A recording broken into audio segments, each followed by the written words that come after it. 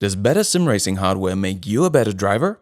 That's a question we're trying to answer in this video, and to do so we'll be comparing a low-budget setup with a pro-level setup.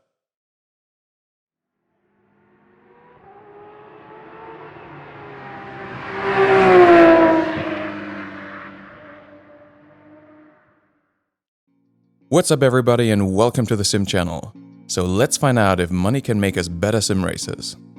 For this I prepared two completely different setups. The first one is what is probably something like a solid low-budget setup. A Thrustmaster T500 with modded T3PA Pro pedals on a GT Omega Apex wheel stand, all operated from a comfy couch. The total cost of this setup, without the couch, is about 640 euros.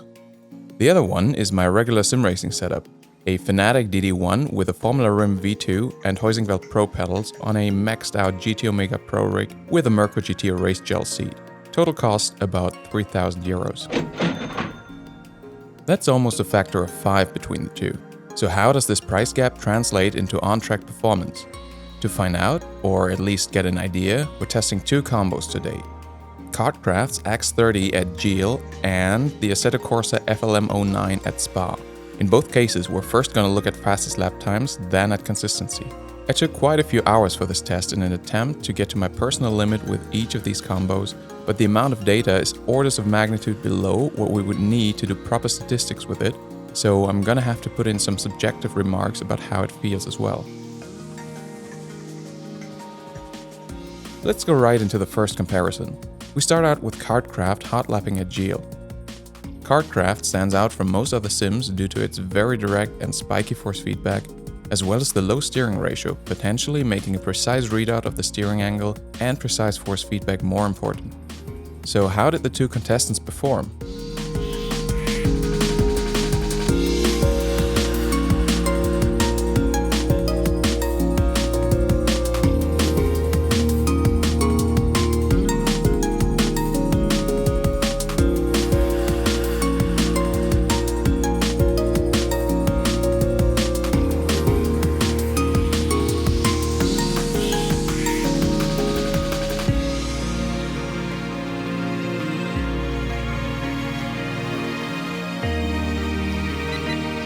Well, at least to me, this result was a little unexpected.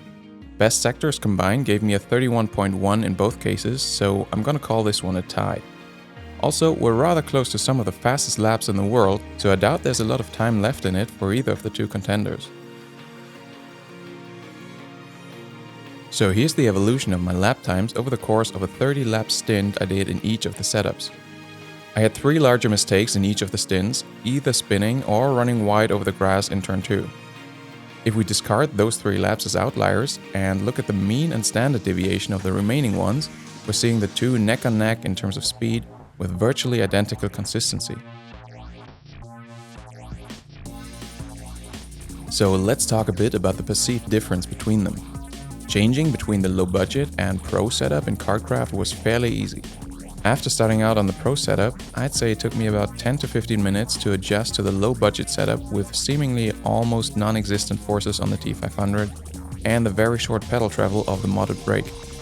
Coming from a direct drive wheel, I have to admit that the belt-driven and mostly plastic T500 felt a bit like a toy in comparison. However, I did appreciate the thicker and thus more comfortable wheel rim and the positive click on the shifter pedals on it. Altogether, driving with a low-budget rig was quite a relaxing experience, and I was pleasantly surprised that in terms of speed and consistency, there wasn't really any significant difference between the two. Still, it all felt a bit more vague, and I got the impression that it took me a bit longer to get really fast. I couldn't rely as much on the force feedback from the kart, and had to drive more from memory than from intuition. Interestingly, I don't think that the modded T3PA Pro brakes put me at a disadvantage here. KartKraft seems not to be all that demanding on the brakes, at least not with the setup I was using. Bottom line for this combo is that with enough practice, you'll be able to achieve the same on-track performance in both setups here. This one's gonna be a bit more complicated than the last. I chose this combo because the FLM09 is a bit of a twitchy car that requires precise steering input and isn't very forgiving when you make a mistake. I started this one on the low budget setup and it took me quite a long time, about 3/4 of an hour, to get a grip on the car. I then did 3 7-lap stints back to back and got consistent high 2 minutes 13s in the third stint, which was about as fast as I thought I could go. My best sectors combined gave me a 2 minutes 13.4 at that time. So I got into the pro rig, took only about 15 minutes to get readjusted, and as soon as I was confident with the car, I did a 2 minutes 13.1, half a second quicker than my best from a total of about 90 minutes of driving with a low budget setup. Clearly this shows that the pro rig made me a lot faster, right? Well, it's a little more complicated than that. After 2 7-lap stints with a pro rig, in which I improved my fastest lap to the 2 minutes 12.7 that you see on the left here, I went back into the low budget setup and did the lap you see on the right.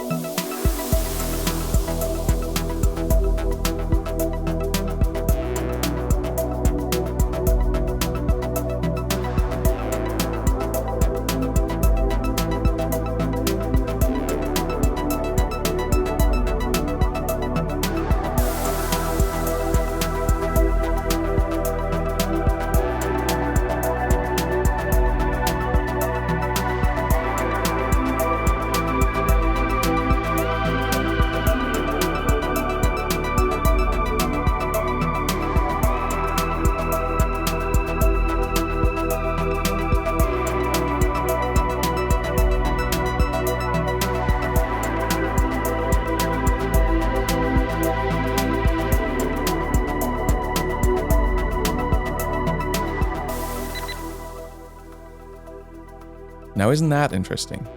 Granted, the time in the Pro setup was a bit over a tenth quicker despite 2 errors that cost me about 4/10 of a second, while the lap on the right was pretty clean.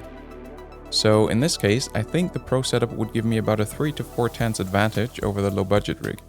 Still, this difference is remarkably small considering how different the rigs feel on a perceptual level. But before we get into that, let's have a quick look at the consistency chart. In terms of consistency, I believe the two were neck and neck again, but in the stint with a low budget rig, I didn't really dare to push the car to the limit. Braking points were a little earlier and corner speeds a little lower to make sure I'm not upsetting the car and lose control of it. Okay, so let's get a grip on what we've seen here. The two setups I'm comparing are different in pretty much every aspect, but when it comes to driving the car, lap times and consistency, the only things that really matter at this level are the brake pedal and the force feedback. That is not to say the rest won't have a sizable impact on your level of comfort, immersion, and ultimately how much you enjoy the driving, but when it comes to on-track performance, I don't think it matters much whether you are on a couch or in a bucket seat, and whether you're using a wheel stand or a complete cockpit. In the end, my fastest laps were very comparable in both tests, and so was the consistency in the number of mistakes I made in my last stint with each of the setups.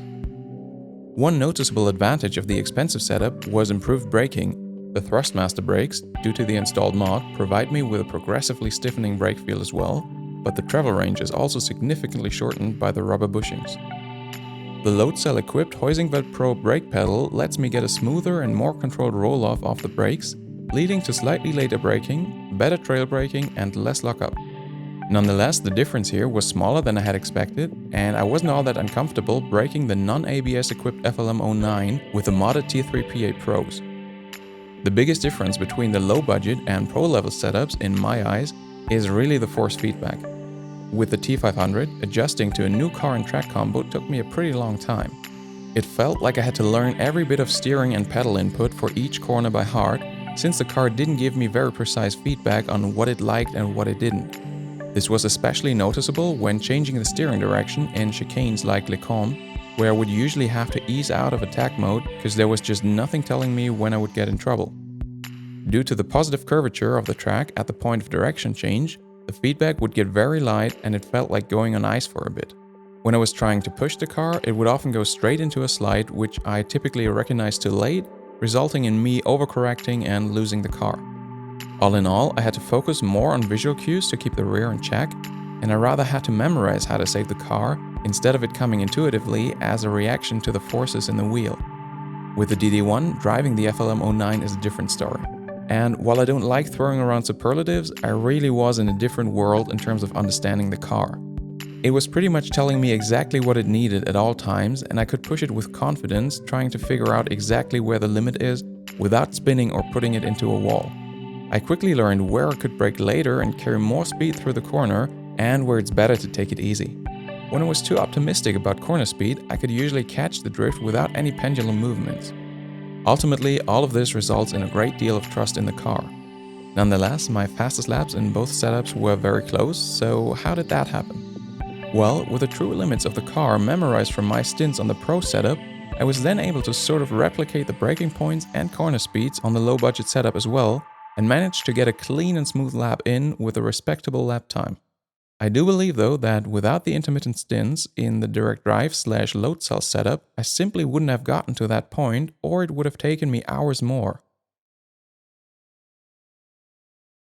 In conclusion, I believe that the better pedals helped a little with lap time, while the biggest difference for my on-track performance was the profoundly better force feedback provided by the DD1, giving me the confidence I need to push the car to the limit. However, this isn't a definitive finding, as I only tested 2 car and track combos here. I also didn't compare one piece of the kit at a time, but only made a general comparison of a normal racing setup with a high-priced one, so there could potentially be confounding variables at play. Nonetheless, I really hope you learned something in this video, and I'm curious to hear if you guys have made similar experiences. So let's talk about it in the comments section. If you enjoyed this video, please leave a like and consider subscribing to the channel. Have a good rest of your day, and see you in the next video.